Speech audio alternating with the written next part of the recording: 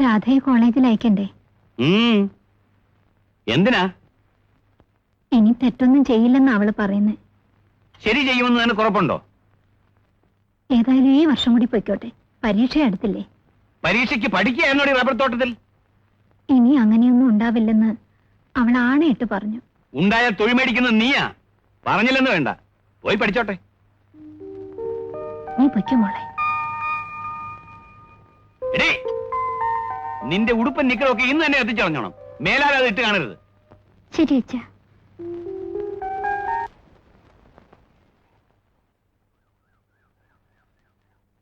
എടി, നിന്റെ ആങ്ങളമാരുണ്ടല്ലോ, ആ തെണ്ടികൾ വീട്ടിലുണ്ടോ? ഉണ്ടെങ്കിൽ എന്ത് വേണം? രണ്ടിന്റെയും കുടലെടുത്തിട്ട് ഞാൻ ഈ നാട്ടിൽ നിന്ന് പോന്നവന്ന് എന്ന് പറഞ്ഞേക്ക്. കയ്യെ കിട്ടിയിട്ട് എന്റെ കുടലെടുക്കാഞ്ഞത്? അവരെ കണ്ടിട്ടാണോടി നീ ഞെളിയുന്നേ? ഞാൻ രണ്ടും കൽപ്പിച്ച് നടക്കുന്നവനാ. ഈ വഴിയെ ഞാൻ നടത്തത്തില്ല.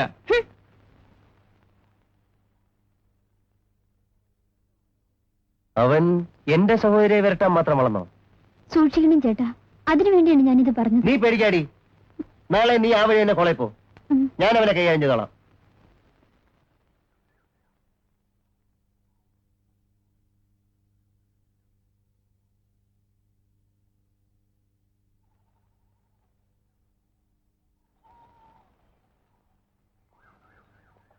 എന്താടി പറഞ്ഞോ? എവിടെയാടി നിന്റെ ആങ്ങളമാര്? അതാ വരുന്നുണ്ട്.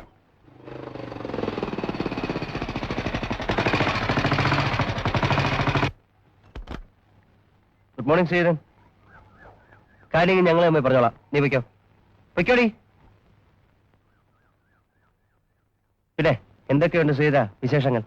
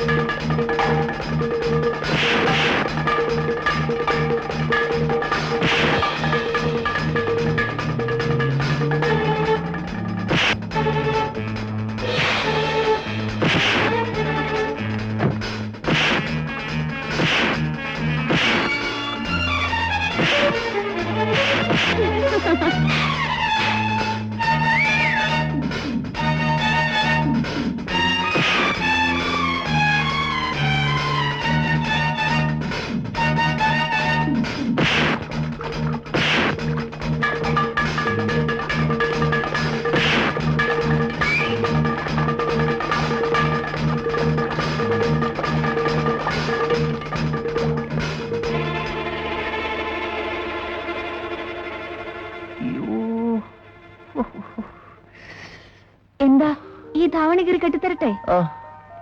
അതൊക്കെ സിനിമയിൽ പോക്കറ്റിൽ കർച്ചീഫില്ലേ, അതെടുത്തങ്ങ് കെട്ടിയാ മതി. അത്രയ്ക്കുള്ള മുറിവേ ഉള്ളൂ. അയ്യോ, പോവാന്നോ? എനിക്കൊരു കാര്യം പറയാനുണ്ട്. ഒന്നും പറയണ്ട.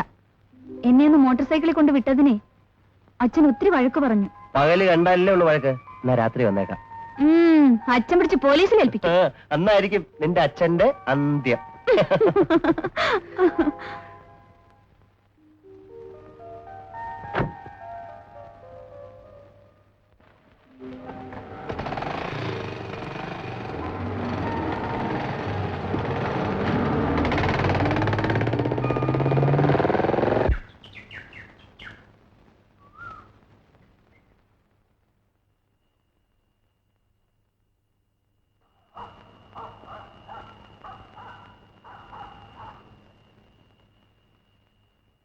ഉഷേ, ഉഷേ,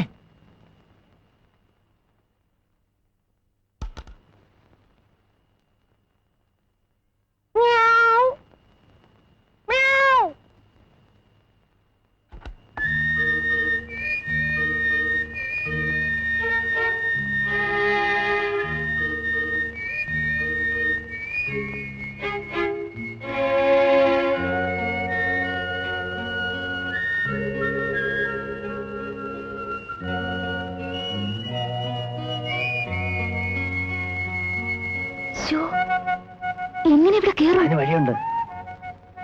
നിന്റെ അച്ഛൻ സൗകര്യത്തിന് തടിയാരി വെച്ചിരിക്കല്ലേ. കയ്യിൽ നിന്ന് പതുക്കെ വേണേ, പിടിച്ചോ, പിടിച്ചോ. വീഴും. സൂക്ഷിച്ച് ആ കൈ ഇങ്ങ് തന്നെ. ആ മുറുകെ പിടിക്കണേ, പതുക്കെ, പതുക്കെ. വീഴും. കീഴോട്ട് വലിക്കല്ലേ, നമ്മളെല്ലാരും കൂടെ താഴോട്ട് നോക്കി നിൽക്കാതെ പിടിവാ. അയ്യോ താഴെ വീഴും. പതുക്കെ. അയ്യോ.